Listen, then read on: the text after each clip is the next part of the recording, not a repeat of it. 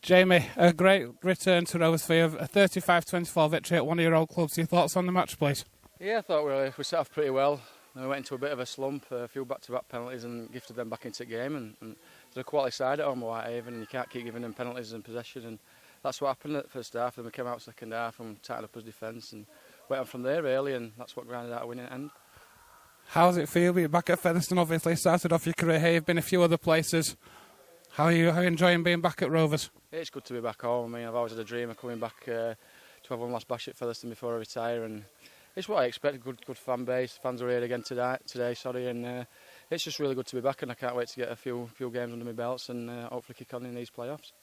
You were looking to build a half-back partnership with the house we've got already, and obviously your experience can help them as well. Have you been passing on any of your experience to the players? I've only been here a couple of sessions, but we've got some quality players and I've come into an already strong squad. And like I say, I'm just going to come here and hopefully help the young lads we've got here already, and hopefully help their team hopefully get to this grand final and go on and win it. It must be a dream for you to have one last crack at the grand final with Rovers if we can go on and win it for you. And what good is this your last season playing? We'll just see how it goes this year, but like I say, it'll be a dream come true if I can win a grand final for my hometown club. It's everything you dream of growing up as a kid, and I'm lucky to have a chance to do that this year, and hopefully we can. Jamie, thanks for your time, mate, and all the best for the rest of the season. Cheers, thank you. Yeah, it took us 40 minutes to wake up really, and after half time I thought we'd come out and played a lot better. Still didn't sort of get what we wanted to be doing in the game. We played a little bit of panic football at times and lacked a little bit of composure, but the attitude shift after half time was a massive improvement and got us home in the end. A 15-5 penalty count by my count against Featherstone today. Must be disappointed with that.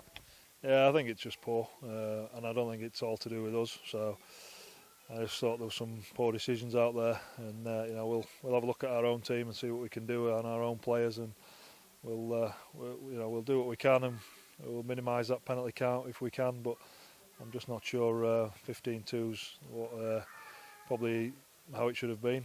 Really, if you watch the game, there's penalties from both sides, and you're going to pull some things and not others. It makes it tough. James Mendika came off injured towards the end. Any news on that injury? Not yet. He's some sort of knee injury, so it didn't look good, did it? And he's in a bit of pain, so we'll have a look today and find out probably Tuesday. Sam Smeaton must be raring to get back in as well. If Mendika is out, is Sam Smeaton an ideal replacement?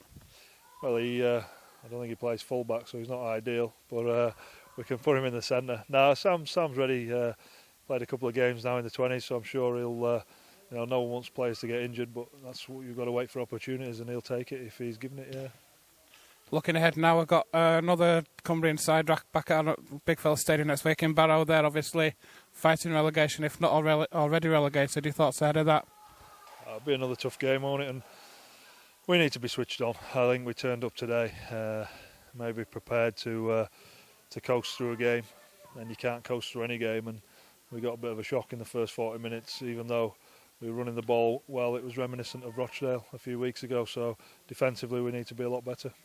A difficult running ahead of Rovers as well. Obviously, we've got trips to Halifax, Hanley, and a home game against Sheffield as well. It's not going to be easy for Rovers to get that second spot, is it? It's not. No, it's very difficult, and we've let a few games slip so far this season. But it'll be a tough run in. But we've got the squad and we've got the players who can do it, and I think we'll enjoy that and relish the challenges.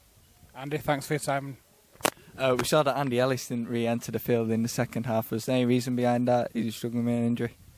No, we found out just during the warm-up he was suffering with sickness, and there's a few players and Danny Evans has got a little bit as well, so there's a few players been not doubtful all week but suffering a little bit all week, and at half time Andy didn't look good and he's taken some stuff for it and it didn't really help him, so just I spoke to him on the bench to see if he wants to go back on. He was keen to go back on but didn't look very enthusiastic, so we just left him out there. Andy, thanks for your time.